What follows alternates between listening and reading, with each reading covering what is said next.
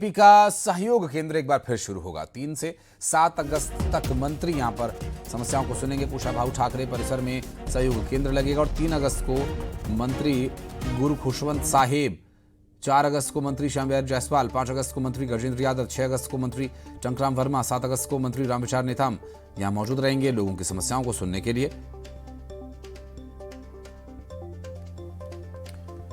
और कुलगाम में आतंकियों ने हमला किया और 2 छत्तीसगढ़ी मजदूरों की जान ले ली। लेकिन अब इस हमले के बाद सवाल सिर्फ सुरक्षा के नहीं बल्कि सियासत के भी हैं। कांग्रेस पूछ रही है, क्या ये कोई बड़ी साजिश है?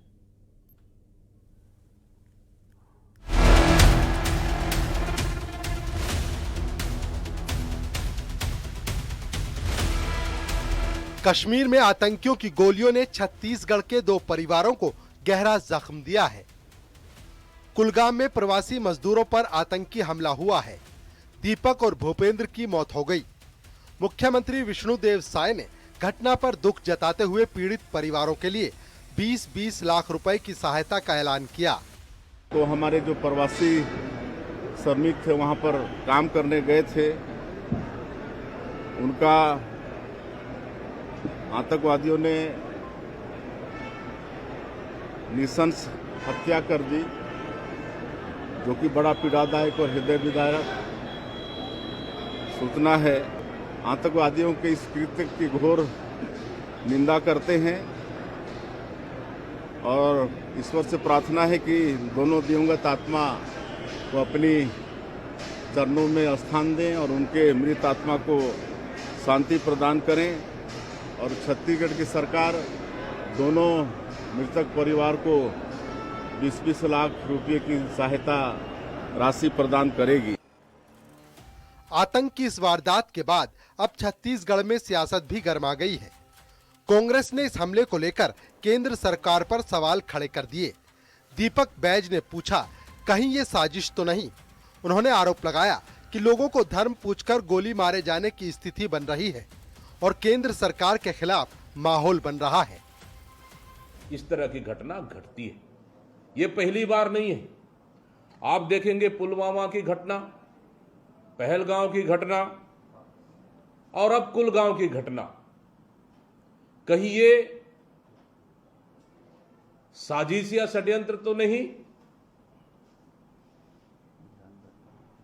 जो धर्म पूछकर गोली मारा, जो कि वर्तमान परिस्थिति में केंद्र सरकार के पूरे खिलाफ माहौल है, उस माहौल को कहीं डाइवर्ट करने के लिए तो नहीं?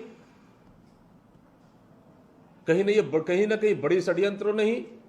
इस मामले को गंभीरता से जांच होनी चाहिए।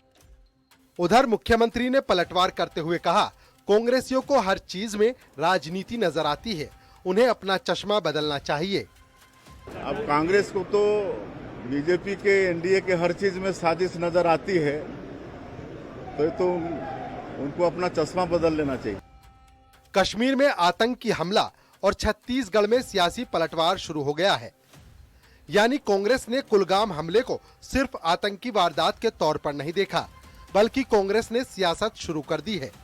सुरक्षा व्यवस्था पर सवाल खड़े किए। सियासी बयानबाजी के बीच डिप्टी सीएम विजय शर्मा ने भी आतंकी हमले पर सख्त संदेश दिया। उन्होंने कहा कि आतंकियों को मुंहतोड़ जवाब दिया जाएगा। इस पूरी ही घटना में एक बात जरूर है कि परिजनों ने बताया कि आतंकी आकर 10 मिनट बैठे रहे, साथ में बहुत सारी बातें की और उसके बाद गोली मार दिया। ये दिखाता है कि कैसा कायराना है ये सब कुछ।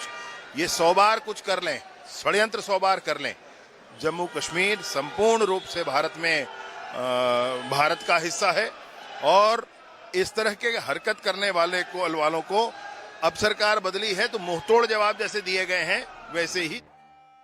सरकार की तरफ से एक तरफ मृतकों के परिवारों के लिए आर्थिक सहायता का ऐलान हुआ तो दूसरी तरफ आतंक के खिलाफ कड़ा रुख भी सामने आया। यानी छत्तीसगढ़ सरकार ने हमले के बाद